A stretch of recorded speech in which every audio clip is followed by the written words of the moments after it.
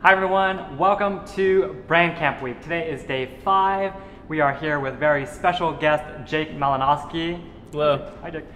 Before we get started, we just want to make sure everything here is all technically sound, so we want to make sure that you can hear us. So if you guys are there, make sure you let us know that you can hear us, let us know that you're there, where you're from. Also, I just want to remind you, the whole reason we love doing this live is we just want to make sure we have a chance to hear from you. So as we're going through all this today with Jake, whatever you're resonating with, let us know. If you have any questions throughout, we happen to have Lucas sitting right over here, so he will be fielding questions and he will let us know when you guys have questions. Speaking of Lucas, because so many of you have been asking, so many of you are like, when can we meet Lucas?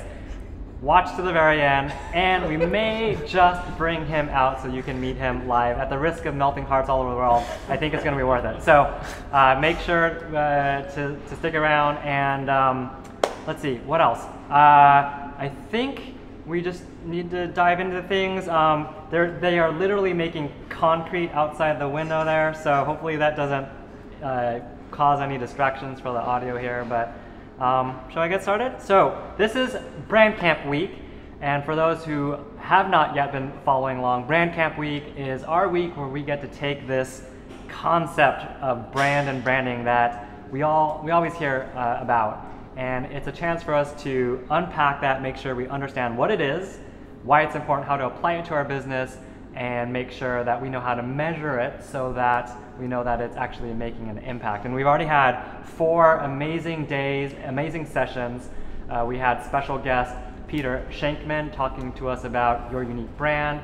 We had 2 of the most talented video producers in the industry behind some of the most successful videos on social, Alexa and Arena here on Tuesday. On Wednesday, we had our very own Sally Sargood showing you how to make many of these videos that we are actually talking about.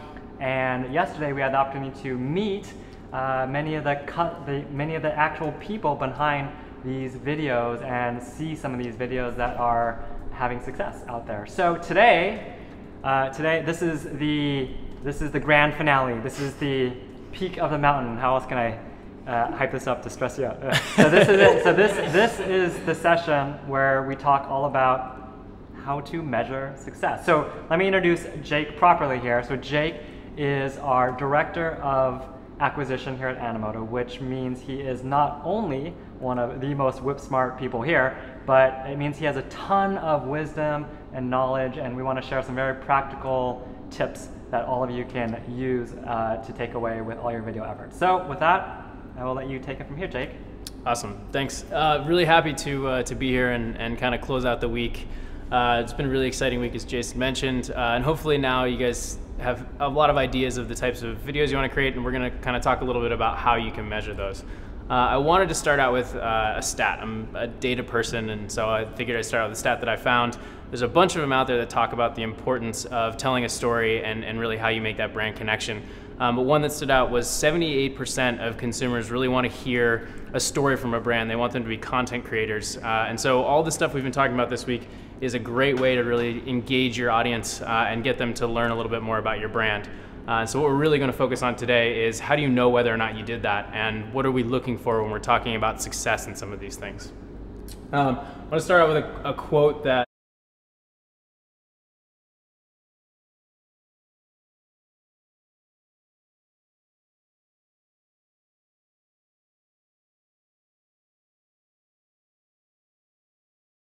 things to that, which is what gets measured gets done, what gets measured gets improved. And it really means that when you're paying attention to trying to measure your success and your output, it's when you can really start to learn and understand how to improve it and incrementally improve it, little by little, 10% here, 5% there, just really trying to make the next time you do something better, or figure out how to know whether or not you did the thing that you were trying to do. So we're going to start off with a little bit of a framework here, and it really is 3 key components. And that first component is to set that objective. And it really starts with why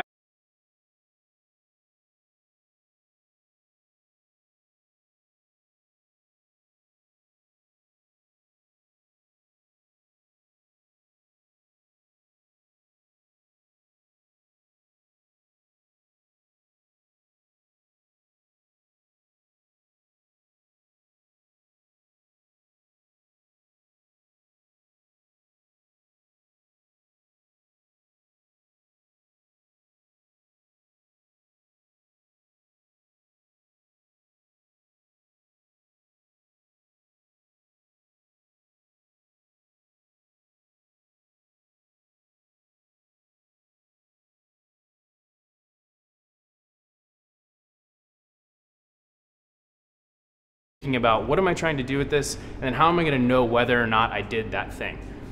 And then the last part is to analyze. So once you have the results, what do they mean? Was it a success? Sometimes it's as easy as, yes, I hit my objective. A lot of times, it's okay, let me learn some things about this. And when we fail, what does the failure tell us? Because failure in a lot of times, in a lot of ways, is more important than success. It really tells you, okay, I can learn from that thing. What did I do? I did that wrong. Let me see how I can improve upon that. And I've set that baseline now to start improving upon. So in order to really talk about this, we're going to use a real example. And so we're going to use the example of the video that Sally actually created on Wednesday. And if you missed that, it's a great session on how to think about creating a video for your brand. And we're going to use that as a real-time example. And so we're actually going to go watch that video so everybody can kind of be reminded and have some context as we go through the rest of this presentation.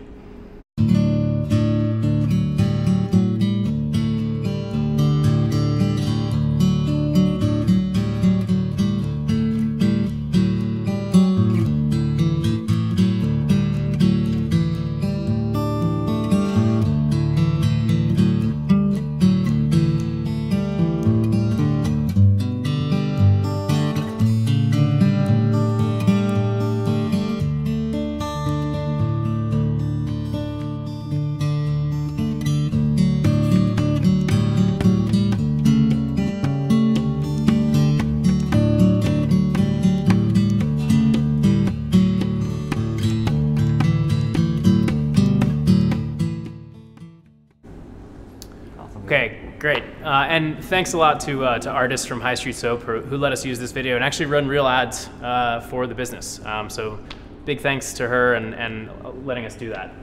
So let's dive into objectives. There's a lot of different ways to measure what you're going to do. And we like to break it up into 3 key categories: awareness, consideration, and conversion. And you can think of these, we'll use an example. Let's say that High Street Soap has a retail location on Main Street. Awareness is really somebody walking down the street and looks in, kind of sees what's going on and goes, oh, that's nice, there's a soap shop there, and kind of continues on their way. They're aware, they've kind of had that first touch point, but they're not necessarily engaged with the brand at all. Think of consideration, that second, as when they come into the store, maybe they smell some of the soap, maybe they look around, maybe they talk to a salesperson, but they're not really ready to purchase yet. They're not really ready to have that business outcome for High Street, which is, buying that soap. And then that third piece, that conversion, is the business objective. It's the business outcome that says, oh, the person actually came in and purchased the soap. And so when you're creating videos, you need to really be thinking about, what am I trying to do? Am I trying to get somebody to learn about me for the first time? Am I trying to really get them to engage with me? Or am I trying to get them to make a purchase, convert in some way or form? And we're gonna kind of dive in on the one that we're gonna focus on, which is video views, but you can think of these as the first step in really setting up how you're going to understand what success is and what your objectives are. So if I can just interject there. So I think that's important, not just in terms of ultimately how we measure the videos, but it even kind of shapes, I think, how we think about the type of video that we want to create. So it sounds like kind of like when you're further along, those might be the type of videos that are a little bit more kind of on the nose in terms of here's what I'm offering, here's what I'm selling. But when you're trying to just get someone's kind of interest or get people to be aware about you, a lot of times that's not about sell. That's like we talked about the last few days. That's about maybe putting something interesting out there, educational content, how-tos. So that's kind of how that applies to some of the things that we've been talking about this past week. So when you're creating awareness, when you're trying to create interest, it's not yet always about that sell. You can hook them in a lot of other ways. So. Yeah, absolutely. And I think we're really going to focus in this middle zone in the consideration area. But building your brand and talking about your brand really come into the beginning of getting somebody engaged to even make them think about purchasing. And so there's a lot of different objectives, and storytelling really comes in that consideration and that engagement and getting them to learn so they are interested to even make that purchase. Yeah. So great point. So as I said, we actually ran ads against High Street Soap, and so for High Street Soap and for the video that Sally created on Wednesday, we really were seeking to get people engaged with the brand, and we chose that we really thought that was through video views. And so we're trying to leverage storytelling to get people engaged, to get them interested, and to get them to learn more about the brand. So now we have our objective. We really want to get people interested and engaged with the brand. So next we're going to move on to, okay, how are we measuring that and what are we looking to do there? Measurement is really about trying to figure out what does success look like, and how are we going to make sure that we know that from the get-go. It's very hard to, once you're in it, to say, oh, that was successful or not. You really want to think about, what can I put out there as a success metric? Is it maybe something that I've put a video out before, and so I have kind of like a baseline. Like, I know that when I did this post, it got 50 views, and so next time I'm really trying to get 25% more. So I want to get, you know, that next level up, or I want to double that number. If you don't have those examples and you're kind of starting from scratch, you can pick a number, you can look around and see maybe what your competitors are doing and try and figure out, like, okay, what does success mean for me? And again, it's all relative, and it totally depends on what is your metric and where you are in your business, where you are in your reach, and how you're going to kind of take that next step in relation to where you currently are. For High Street Soap, we had some examples because we've run with small businesses before. We kind of know what's out there, and so we chose this goal of 10 cents per view. We're looking at 10-second views, and we wanted to have that goal, and we kind of knew that because we had other examples to take a look at. And so we're really telling Facebook, we want video views, and we want to do that at about 10 cents. And for us, we're doing ads, and so we're measuring with Facebook Ads Manager. So we're going to go in and use Ads Manager as our tool to then measure whether or not we're getting 10 cents per view or not. So I just want to ask a few questions about that. So I know sometimes there's confusion when you go into Facebook because they have a few different tools. I know, like, when you're posting videos on your business page, there's always that big button that says boost. And so you can boost your video, and Facebook's pretty aggressive with trying to get you to click that. So what's the difference between that and Ads Manager, and why do we care more about Ads Manager than boosting? It seems like they really want you to boost. Yeah. So boosting is very easy, right? Because the button's right there, but it doesn't give you the same sort of flexibility, and your dollar will not go nearly as far with boosting as it does with using Ads Manager. So there's a little bit of upfront with learning Ads Manager, but there's some great resources out there. You know, we have a blog post that'll show you a lot of different things about how to actually get started with learning about Ads Manager. And once you're there, the return on that is so much better than a boost. You have a lot more flexibility with how you're going to target, what your objectives are. So this objective video views is something that lives within the Ads Manager that allows you to be very specific about your objective and be able to go make sure that you're achieving that objective. And so we really recommend learning Ads Manager, and even at a basic level, just starting to try to get some of those bigger tools to kind of get more bang for your buck. So the whole point here is, right, so if you're just posting a video to your page, then pretty much the only folks that are going to see it, unless it's something that happens to be shared, you know, all over, because it's very shareable. But most videos just get seen by whoever has already opted in to follow you. Yep. But when we start getting into the world of not organic, that's called organic posts, but when we start getting in the world of paid, then we have the opportunity to use tools like this where we can actually get in front of new audiences. And so you're saying with Ads Manager, it gives you more flexibility to make sure we're getting in front of the specific right audience. Right. Yep. Okay. Yeah, it's the right audience and the right objective for that audience. You can be a lot more specific about this is a brand video, and so I really want video views out of this. Whereas you can't necessarily go with that sort of precision with the boost button. And for folks that have never, you know, even gotten into this, how much should they be expecting to spend? Is there like a minimum, or? You know, it totally depends on how much you want to. I mean, we ran these ads and saw some good success with $200, $100 per ad, and we'll get into why there was two different variations later. But you know, you could start with 25, you could start with 50, you could run as little as $10 a day, even if you just want to test the tool out and start to learn a few things about how it works. And cool. You know, that it's very, very easy to get started, and there's very low barrier to entry on dollars that you would need to put into a campaign. Which is especially important, I think, for those who are trying to get into this for the first time. So It looks like we have a question, Lucas. We do. Patrick's asking, got a question for Jake. How do you know if you've chosen the right goal amount? Why wouldn't you always just choose a lower amount if Facebook lets you choose what you want to pay? Sorry, say that again. So goal amount? How do you know if you've chosen the right goal amount? Like, why wouldn't you just always choose like a lower bid for your? Yeah, sure. So you're going to look at it from the perspective of wanting to choose an amount a little bit higher than what your actual goal is. And that allows Facebook to sort of try to meet your goal. And if you choose too low of an amount, your money won't get spent. And so that's the risk that you run if you go too low. And you can try super low, and if the money doesn't get spent, then just up it slowly over time. Right. You could start as low as you want, and what you'll see is probably your money won't get spent, and then just slowly up it over time. Cool. All right. Great. Okay, so we've got through the first two. We have an objective, and we know what success is going to look like for us, and we know how we're going to measure it. So now we're going to kind of talk about what was the outcome of this test that we ran, and how do we think about the analysis within that. There's a lot of graphs and things on this. Don't worry about any of the specific numbers in here. These are just examples of a couple of the platforms. This far one is Instagram Insights. The top one is Facebook Business Manager, and looking at some of your more organic posts. Those would be tools for the organic. And then this one in the main category here is Ads Manager.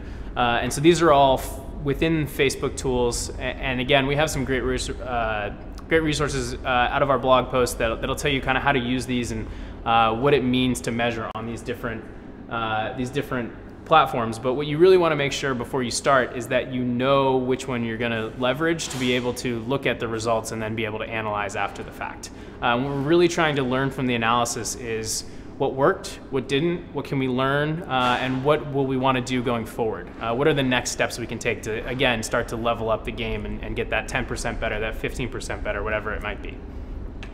And so for High Street Soap, we actually ran two different variations of the ad. And it was the exact same ad, and we just ran it to two different audiences. And so we said, I wonder whether High Street Soap really appeals to females between 18 and 40 or females between 41 and 64. And so we just took the audience and we split them by age to see whether or not this particular ad creative was more appealing to those two audiences. And for this test, we saw that actually the older audience performed better than the younger audience and better than our goal. So our goal was 10 cents and we hit 9 cents. So from here, we'd say, okay, that's a success. What can we do to make other videos that will also appeal to this audience? Also, how much more money are we willing to spend against this goal? We've hit goal, we can keep spending to see if we can continue to hit that goal with this video. And then for the one that didn't hit, and so this would be, a failed test, which again, huge opportunity to learn, we'll go in and say, okay, is it the audience? Let's try a couple different creatives. Let's figure out, maybe there's something appealing in the first few seconds of this that appeals to an older audience that doesn't appeal to a younger audience. Maybe we use a different creative, we swap out something, or maybe we just move around some of the creative that we have. Doing these, it can be little variations. It doesn't have to be a brand new video that you shoot. It doesn't have to be something that you build from scratch. It can be a slight tweak here. It can be changing a little bit of copy there just to see how that appeals and try to sort of, again, slowly move your way into better numbers and to hit those success metrics. Yeah, I know. I want to just dwell on that for just a second, because I know that for us and what we've seen with this is extremely powerful just to be able to kind of make a couple variations of your video. And it can be small. It's amazing how small things can often make a really big difference in the results. So, it might just be how you, like you said, how we start the first few seconds. Maybe we try a few different images. Maybe if it starts with text, just saying things a few different ways. We've tried maybe text, on an image, or maybe trying to use a video clip instead.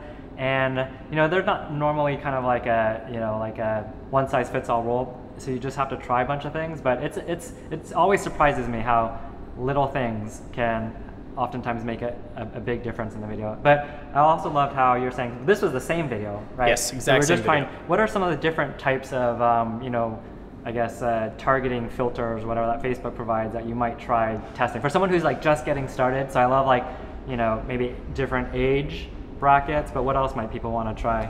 Yeah, so I think you can try a couple different things. When you're getting started out, and if you know a lot about your audience already, obviously start to target around that and then maybe expand from there. So for instance, if High Street already knew they appealed to an older audience, they may want to get even more narrow with these bands and say, I'm going to target 41 to 50 and 51 to 64, yep. Right? Within the age range. Or maybe they say, we're predominantly female, but let's see how we appeal to male. So yep. Let's go a male-female split. You could do it geographically as well. Yep. Maybe they have a high concentration in the Northeast and they want to test out and see, well, what does this look like if we advertise to Chicago? So geo is another great one, yep. depending on your business and what that means for you. And then one of the other ones that's really powerful is the interest groups. And so if like brands, or a a lot of your customers also shop at this place. Starting to layer that into your targeting can be really powerful. And there's some great tools on Audience Insights and other things within Facebook to say, oh, I wonder what fans of my page are also fans of, and start there with starting to learn how you can start to target in some different ways. Yeah, and it actually reminds there's this just the power of all this, especially for small businesses. Right there reminds me of one example. There is a company, I think it's Click and Curl. Small company, they create beauty products. I think they're based out of like Wisconsin or something like that.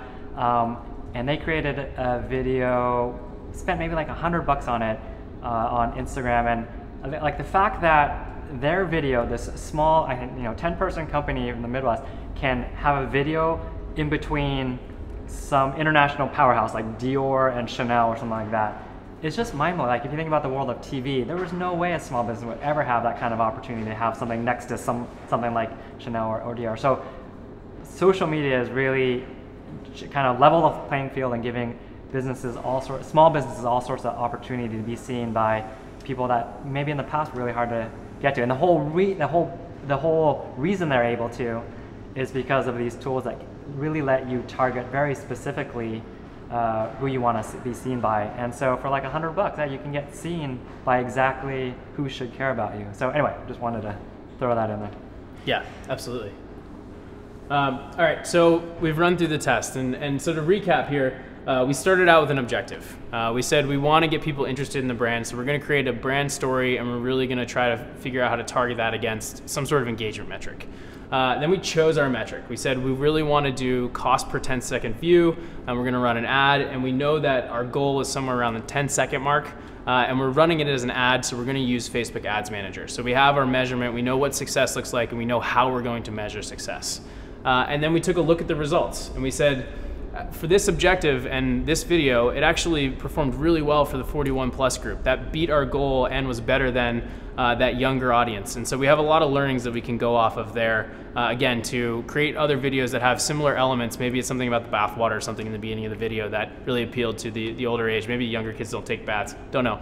But there's something about it in the beginning that maybe we want to swap out to see what would appeal to a younger audience. Or other videos that we can create that maybe focus on a specific one of the SKUs of soap that is using similar elements to then continue to go against that older audience. So there's a lot of things that we can jump. This is a jumping point for 10, 12, 15, 20 other tests that we can run to continue to see how we can get good results.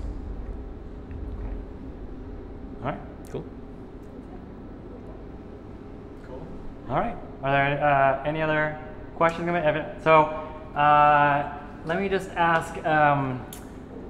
So I wanted for folks that are kind of like just getting started. A lot of folks are like, well, where do I get started? So they might have a video. What would you specifically recommend for someone who has one video, they're just trying to get started? Like what should be the first few things they do once they open, not Boost, but open Ads Manager? Like what should they, because I know, having spent some time in there, it can be pretty daunting to dive into the world of Ad Manager. What are the first few things that you might recommend? Yeah, I think really coming back to this framework, knowing that you have a specific objective. And so Facebook's, the Ads Manager actually works in this way where it asks you, what's your objective? That's the first thing it asks you. Okay, so you have to pick that. Okay, so figure out what your objective is. Is it going to be engagement? Is it going to be video views? Are you trying to drive sales right off the bat? Yep. Figure out what you want your objective to be. Yep. Start there. Then again, try to figure out what you think the right metric is for success for you. Okay. If you're spending money, it's going to be something against dollars. So we had cost per view. It could be cost per conversion. It could be cost per engagement. You're going to have some sort of metric against the dollars you spend. Okay. Some efficiency to your dollar. For those of us who might not exactly understand what engagement and conversion was, so I think most people know what views are. And when I look on one of those, it looked like there was a lot of different types of views. Yes. Can you tell me what the difference between all these types of views are? Yes, yeah, absolutely. So the standard view for Facebook is continuous 2 seconds. Just 2 seconds. Just 2 seconds is the standard view. Okay. But you can tell it to optimize for 3 seconds or 10 seconds. Okay. And so depending on how long your video is, you're going to want to optimize for one of those different metrics. Okay. And then you can also look at and observe how many people watched it through 25%, how many people watched it through 50%, how many people watched it through completion. So you can understand, like, okay, is this video, you know, it got a bunch of views, but is it really engaging in the way that I want it to be? Because 85% of the people dropped off after the first 25% of the video. So they watched the first 6 seconds, or in this case it was a 40+ second video, so they watched the first 10 seconds, but they weren't really as engaged as I want them to be. So you can use that for that deeper analysis and say, okay, so I got them through the first 10 seconds. What do I need to do within that, you know, 8 to 12 second band to kind of get them to stay for a little bit longer? And so there's a lot of different metrics in there to take a look at. I wouldn't start with those. I would start with thinking about what's your objective, and then kind of as you move through analysis and understand a little bit about what's in there and the tools that are available to measure, then you can start to look at those deeper level metrics. Okay, so I think we talked about views. So views seems like, okay, if we're just trying to get to make sure they're interested, that's a great thing to look at. So views. So what exactly does engagement mean, and where does that fit along the kind of buyer's journey? And then like what exactly is conversion? Yep. So engagement kind of fits into this same realm as views would, which is kind of either the awareness or the consideration bucket. And engagement can actually mean a lot of different things. Facebook considers a view an engagement, it considers a like an engagement, it considers a comment an engagement, it considers a click an engagement. So it basically means they have taken some sort of action against this, which Facebook says views are an action. So it's a broader definition of engagement than very specifically viewing it. Got it, okay. And conversion? Conversion can mean a lot of things. Conversion is a business outcome that you want. So for some it might be traffic to a website. So a cost per click. A click could be a conversion for you because you're trying to drive traffic to your website. It could mean a purchase, or it could mean some action that somebody is taking on your website that you're trying to optimize for. Like getting someone's email or something. I know email capture would be a great example. I know a lot of businesses are about lead capture. Cost per lead, cost per lead, cost per email could be a conversion. So a conversion is what you define as a business outcome for you. Okay, cool. Lucas, there's another question? Yes, from Patrick again. Hi, Patrick. First, he says amazing presentation. Thank you. So he's a small e-commerce business, and he wants to know if he should focus on, if he's going to choose one thing to focus on first, when it makes sense to choose consideration, conversion, or awareness. That's a good question. I think it depends on how big your audience is so far. Definitely not conversion first.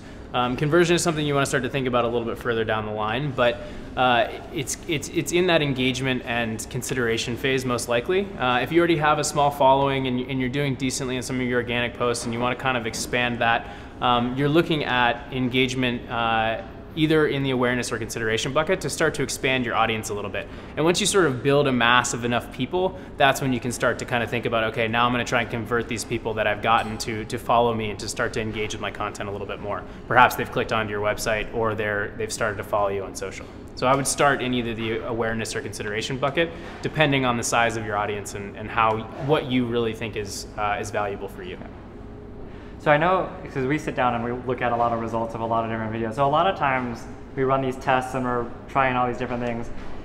It's not necessarily clear that, you know, we tried a lot of different variations of stuff, but it doesn't actually look like there's a difference. And so what do you typically recommend for, I mean, should folks always, you know, see a big difference, or what happens when things look a little bit more gray? They look gray a decent amount. And I think gray means opportunity to test again. Don't take an answer because you think you have to take an answer. That is a big rule of thumb. So if you see one and it's slightly better, or you know, they're kind of, you don't really know, they might both be successes because they both beat your metric.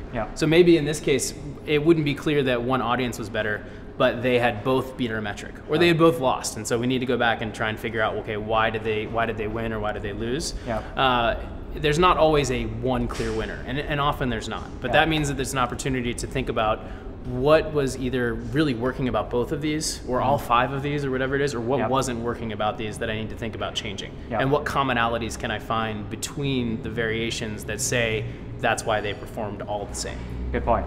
Or sometimes I know we're like, well, if all 3 of these kind of perform the same, if I, you know, have a favorite, or I think like one represented our brand better, then maybe there are softer reasons, then maybe we should kind of zero in on that one.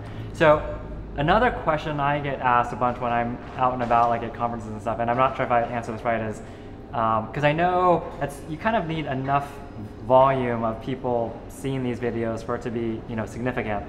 But people ask me, so how much should what's the right level of spend to make sure I have at least enough people watching? And I know the right answer is, well, it depends, but you know, oftentimes these businesses are like, so is it $20? Is it $50? Is it $100? Is there just like a safe amount that's not too little, just to make sure they're not wasting their time? Yeah, I mean, so it depends on how many variations you want to test. Okay. Because part of having enough significance to understand is getting enough volume of people to each variation. Okay. So in this example, we had 2 variations, and so we spent $100 against each variation, and that was enough to get significance for us to say that one was better than the other, because we were trying to gauge something that was 10 cents per view. So it depends on what metric you're trying to actually say was better or not. But I've seen tests be significant at $50. $50 to $100 is probably about the right range per variant. So if you're running with 2. Cool. $100 to $200 is probably about the right amount to feel confident about getting a result, especially if it's on views or engagement. And then if you start seeing something be super cost effective, like maybe you're aiming for 10 cents a view, but it's like 2 cents a view, then maybe that's reason to pump some more dollars behind it because it looks like it's cost effective. Yeah, absolutely. I wouldn't go test these things just to see what the result is. You're always testing to understand what can I bet into harder, right? So if you start to see results that say that this is successful, in this case, again, we saw results where the older audience was a lot better. We're going to go start spending more money against that audience and seeing how much further we can push at what we're willing to sustain as our threshold for success.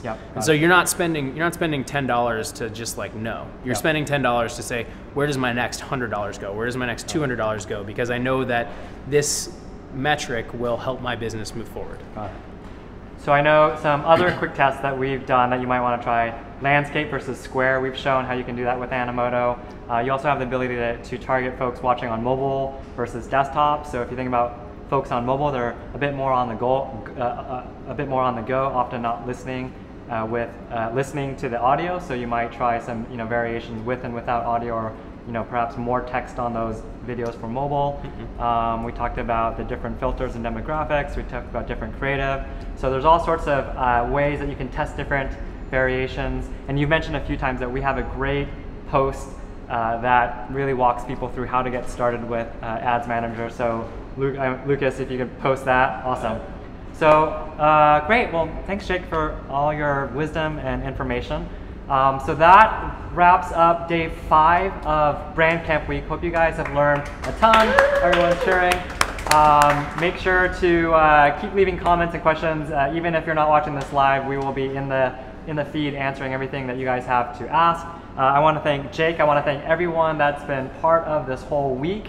I want to remind you of 2 quick things before we wrap up. And then we'll bring Lucas out here. So number 1, and this is something that Lucas cares most about, Lucas manages our Facebook community, which everyone needs to know about. It is a private group. It's called our Animoto Social Video Marketing Community, and it's a place where fellow marketers and business folks like you, like us, you can upload your videos, get some comments, some feedback, some great advice. You can see other people's videos for inspiration. So it's a great community. Lucas is there, a bunch of us are there. So definitely check that out, and you'll see tons of great information and posts there. And the second is, as a reminder, we've had this great contest going on. So for everything that you're learning, we hope you're creating videos. Post those videos to Twitter, Facebook, Instagram. Use the hashtag BrandCamp. And like I said, we have all these great prizes, like these really fancy professional microphone, Yeti equipment. We have GoPro equipment. We have like Animoto for life subscriptions and Animoto swag. And if your videos aren't ready for prime time, to post them to the Facebook community so we can see them. So hope you guys have learned a ton. I would like to take this opportunity to bring some of the team. There have been a whole bunch of people behind Brand Camp this week, but in terms of the video production team here, I want to bring some folks here. So we have Sally, we have Emily, we have Alexa. Please come on. And drum roll, we have Lucas. So please come on over here so we can say hi. And Megan. Megan.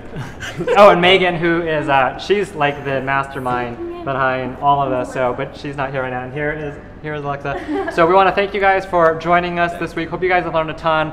If you missed any of the previous sessions, you can check them out on Facebook. And hope you had a fantastic brand camp week. I know we did, and happy video making. Bye-bye. Hi, everyone. We're still on camera. Oh, we're still on camera. Hi, Megan.